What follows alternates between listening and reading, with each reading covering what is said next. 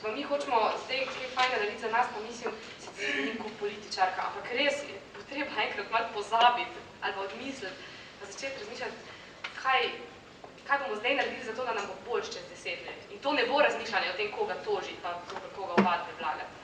To bo to razmišljanje. Dajmo rajko krovati zoper direktorja, reči unim 10 uslužbencem, ki mogoče premorejo to integriteto, dajte se po zdravi pameti odločiti. Dajte raje vi sprejeti tako odločitev, da bomo vsaj naprej dobro delali. Zdaj je bilo 5 slabih odločitev sprejetih, dajmo zdaj se odločiti, da bo 6 dobra. Pa pozabimo zdaj ti za nazaj, pa ovadbe. V redu, če obstajajo razlogi za to, da je treba ne vem kaj, neke postopke speljati, ki so predvideni v redu, ampak ne vedno razmišljati samo o tem, kaj bomo ovadili, pa koga bomo tožili, ker res smo narod kverulantov in to pač ni dobro, to nas tudi duši. Kakšno vprašanje? Dobro. Lahko tudi kot seveda. Boste vi začeli, pa potem... Jaz imam mikrofon, lahko ga dam Maci. Ne, kar začni. Ja, hvala lepa, Pavle Gantar. Torej, meni se di, da vaš nastop danes vseh 4 zelo zanimiv in z neke, se nisem mogel zadržati, da ne bi, tako to vene, z neke časovne perspektive pa odmaknjenosti dal neki komentarje, mogoče tudi kot vprašanje. Prva zadeva je odškodninska odgovornost. Seveda država, ko deluje, pa državni organi, ko delujejo v odnosu do pravic, dolžnosti, pravice državljanov in drugih, ne vem kaj, storijo napake. Napake se dogajajo, to je treba vedeti. Ni nujno, da je vsaka storjena napaka, rezultat zavestno, kako bi rekli, malicioznega, tendencioznega ravnanja. Napake so tudi takšne, vendar to, ko sem jih jaz videl, predvsem so rezultat nekih okoliščin, nevedenja, nepoznavanja in tako naprej. In ko pride do zahteve za odškodnino, pride po navabi v predsodnem ali postopku, pride do pobude za poravnavo. Recimo, če je škoda, ne vem, ocenjena, recimo, na 10 milijonov evrov, je poravnava izvensodna, recimo, ti rečejo, ali pa rečejo 2 milijona evrov. Zakaj, recimo, uradniki in z njimi ministri tega ne sprejmejo? Zato, ker se izogibajo odgovornosti. Rajše, kot da bi podpisal za 2 milijona, odškodnine takoj, pusti sodišču, da odloči, da plača 10 milijonov, ker se je s tem izognil odgovornosti. Teh primerov je bilo in po mojem je še posebej na področju gradbenih zadev in podobnih zadev, okoljskih zadev, kar precej. To je prva stvar, ki je ta pomanjkanje dejstva, prevzemanja politične odgovornosti, da se sprejel takšno odločitev. Kar zadeva poslance in ravnanje, ali poslance kaznovati. Poslanci imajo imuniteto za glas v danem parlamentu in tudi za nastop. Seveda pa je možna civilna tožba vsakega poslanca, lahko ga tožite civilno mimo te imunitete, vendar se vam bo sklical jasno na ustavno določbo, da poslanec ni vezan na nikakršna navodila. Ne stranke in seveda tudi ne prizadetega človeka. V tem smislu, po mojem mnenju, seveda ne moramo iti v smer, da bi poslušali kaznovati poslance ali pa vlači pred sodišče poslance, pač pa se moramo vprašati, kako so ti poslanci izbrani. In to je dejstvo, da imamo en problem, to je druga zadeva, ne bom o tem govoril, da so pri nas status poslanca, po mojem mnenju, popolnoma degradirali. In še več kot to, naredili ga res zdaj za ljudsko partner strankarskih ali kakšnih drugih aparatov. Dosti bolj kot kadarkoli prej. In to delajo poslanci sami sebi, vsak mandat korak naprej. Dokler pravzaprav ne bodo prišli do tam, kjer so začeli, in to je, da bodo delegati. Druga zadeva, ki ko izvršni organi, so pa preko predsednik vlade, je pa dejansko brez kakšne imunitete. In minister je lahko tožen in so toženi in tako naprej za konkretna dejanja zdaj. Jaz sam se spomnim, ko sem bil minister za okolje, da sem redno hodil vsaki 14 dni na pošto, da sem prevzel priporočeno pismo, s katerim so mu obveščali ali o vloženih tožbi, ali pa o odločitvi tožilca, da je zavrnil, običajno, da je zavrnil tožbo in tako naprej. To je bilo dobesedno del mojih sobotnih opravil, tako rekoč. Tako da tu ni nič takega, kar bi bilo. Tisto, kar je pomembno, je to, da bi treba vendar razmisliti, ko smo že govorili o tem, ne, da je treba vendar urediti vprašanje, kdo in kdaj človek ne more upravljati javnih funkcij. Ne. In to vprašanje, kot veste, da bom govoril se zdaj, ureja.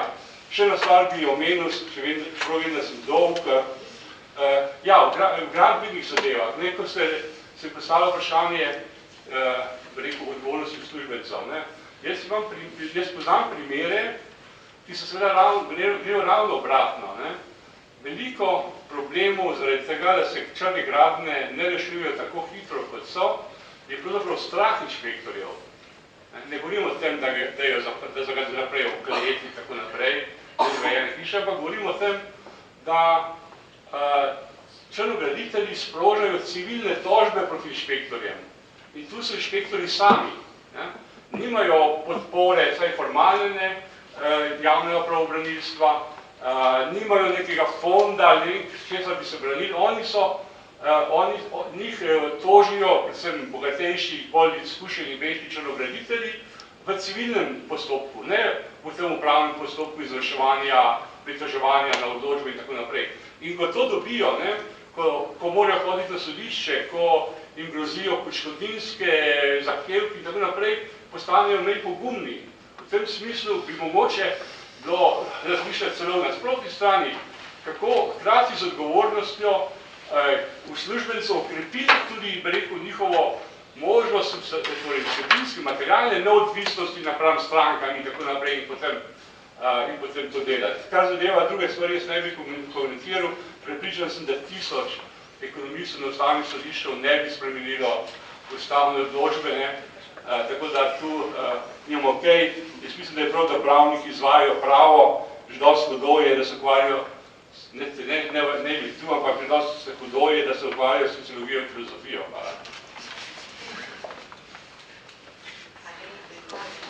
Samo ena replika, bi bila tudi oziroma če smem na en delček vašega komentarja, večino se strinjam, ampak z eno točko je to vse rada izrecno povedano nasprotno in sicer konkretno, če je inšpektor ali bilo kater javni uslužbenec tožen tudi v civilni pravdi ali tudi obdolžen v kazenskem postopku, mu država a priori zagotavlja pravno varstvo iz proračuna, torej se zaključujemo davkoplačevalci, ne vsi, ampak hočem reči, je pravno spostavljena pravna pomoč takemu človeku. Država plača odvetnika, to piše v ZJU in se izvaja. Najmanj že 3-4 leta. Mislim, da je bilo zadnjo novelo ZJU 2008. Mogoče. Ja, no, ampak deluje in moram reči, mi grede največ teh oseb je policistov, deleč največjih policistov, ki so v teh postopkih. Bi pa mogoče sam še topno, ko sem že pri besedi rekla, da sama se pa ne zavzemam za nobeno skrajnost, torej niti preveč represivno, če sistemsko gledano, niti preveč defenzivno, tako kar je sicer dr. Mežnarjeva zdaj šla, ampak omenila se mi pa vendarle zdi, torej, da kar vse pozabimo, vendar vsi vemo, da je zgodovina naša učiteljica za naprej, se mi pa tudi ne zdi prav. In ne vem, sama bi se zavzemala za kombinatorni pristop, se pravi vzgoja, potem z vidika odgovornosti bi ne nujno šla na sankcioniranje, ampak bi mogoče v prvi fazi vzpostavili primere dobrih praks in nagrajevali konkretno, naprimer, tiste javne službence ali če hočete sodnike, ki so makar v, ne vem, akademskem krogu, torej v recimo kakih sodniških društvih in podobno, ki so pa izkazali spravno utemeljenostjo tudi neke vrste družbeni ali pa če hočete politični pogum. In poleg tega bi pa vendarle vsaj za zgled uvedla tudi določene sankcije, vsaj civilne. Ja, Marta Joga. Torej, jaz bom začela z dvema takima uvodnima mislima.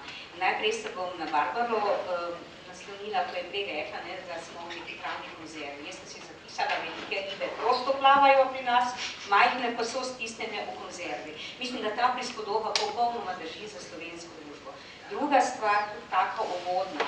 Desetletja me že strahotno moti ena taka, kako bi rekla, ljudska filozofija, ki jo tolikokrat slišim in sicer se glasi, vse zakoni ničesar ne rešujejo. Torej, to je začetek, zdaj bom pa šla po točkah. Najprej bi ravno to, ker ste Kovač ostali, torej jaz sem tudi zoper to, da bi preprosto pozabili vse za nazaj.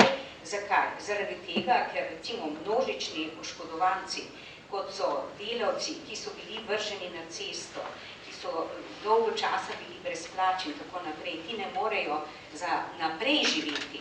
In zato oni pa ne morejo za naprej, oziroma ne samo oni, njihovi otroci recimo in tako naprej, imajo pravzaprav ali ovirano ali pa uničeno prihodnost. In to ne po svoji volji, ampak potem, ko so se recimo podjetja izčrpavala in podobno, ve se dobro. Pa še ena stvar je ob tem nevarna, ne?